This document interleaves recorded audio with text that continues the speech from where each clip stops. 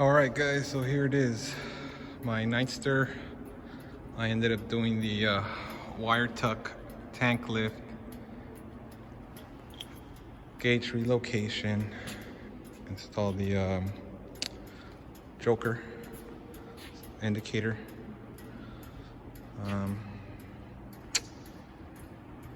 It took me about 5 hours to do the whole thing. But overall, it went pretty smooth. As you can see, right there, all the wires taped up. Inside, tank, over. Here's that 2-inch lift kit or bracket. I also did a little better job in tucking in the horn wires. They were exposed out through here, but then I disconnected them, ran them through the back just to clean it up a little more. Let's see if you guys can see a little more in there. It's all tucked in. I put a tie wrap on the fuel line right here, because I've noticed that sometimes when I ride, it kind of kinks. So just to prevent that, I just disconnected it and put the tie wrap and then clipped it on to avoid all that. There it is.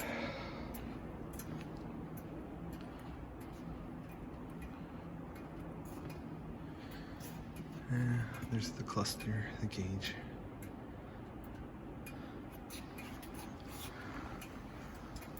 Actually, I like where it used to be up here with that different bracket, because you can see it more, versus here when I sit on it, you only see like yay much of the gauge. But overall it came out pretty good.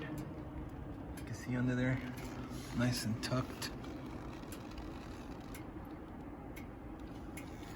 Wires, and I tie wrap these so they don't touch the block. There's a little tie wrap. I might put another one up here now that I'm looking at it, just to prevent any, of course, because it's going to be shaking, just to prevent any issues. Coil pack, Loctite it, nice and snug. Same thing with the ignition switch. Overall, it went pretty good, pretty smooth. Now, I need to find these for the vent line. I went to the Harley dealer and they're discontinued. I just don't like how it looks. It looks all old.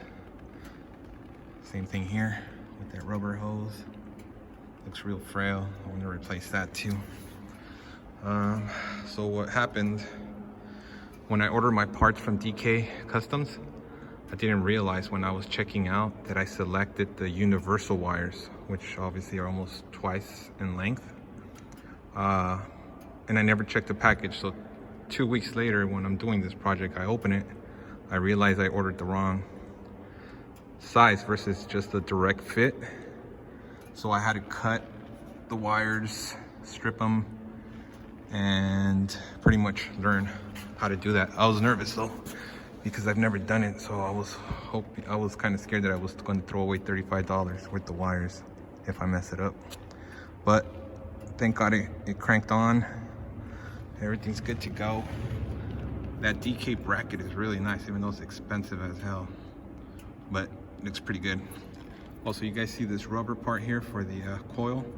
There's another one here for the ignition, but when you tighten it, it starts to pop out and it looks pretty ugly in my opinion. It doesn't look aesthetically nice. So after I tighten it, all I did was grab a little blade, cut the excessive orange gasket. You can barely see it. And there you go. That's it.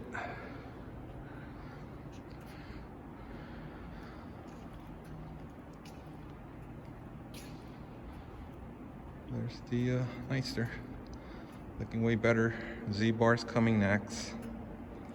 And I'm gonna replace my seat. I don't like it anymore. I'm gonna put the diamond pattern. I just need to find a good company that's a comfortable seat.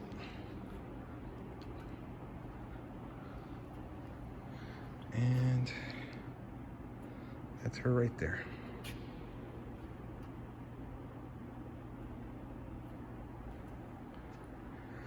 See if I crank her on.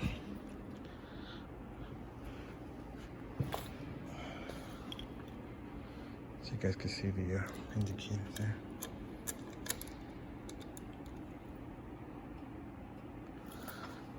There we go.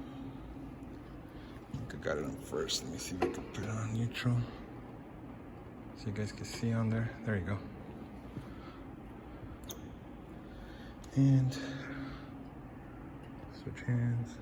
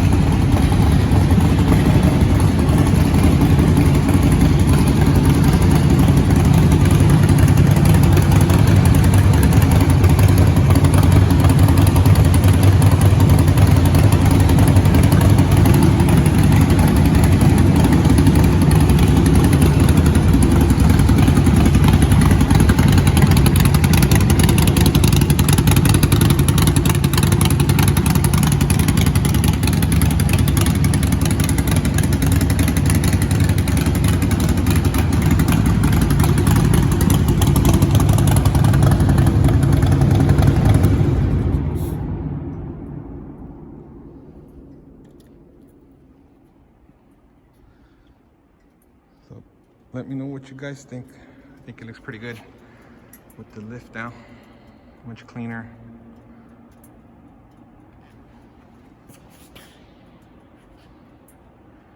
Here we go. That's it, guys.